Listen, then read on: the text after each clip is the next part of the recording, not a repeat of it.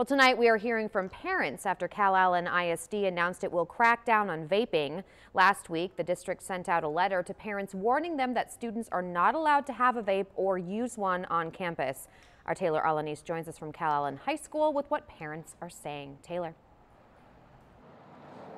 Yeah, the parents I spoke to say they can agree with the district in that they believe that vaping among students has become an epidemic and this measure was needed to make it stop. Now, district officials say they've had the policy against vaping since November and tried using their disciplinary code of conduct as well as providing info to parents to help them deter their kids from vaping.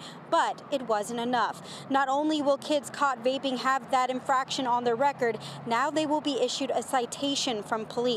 As far as how much the citations will be for vaping or possessing a vape on campus, district officials say that is up to the court and judge to make that decision. It needs to be out of the kids' hands, and it's not good for them. A warning first, I think, and then if they catch them second times, then they should give them a citation.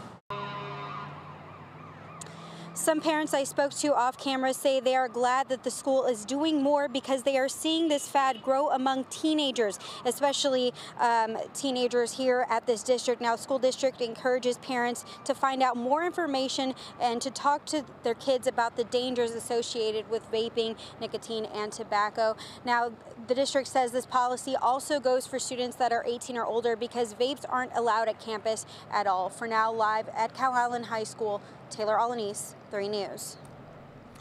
Okay, Taylor, thanks.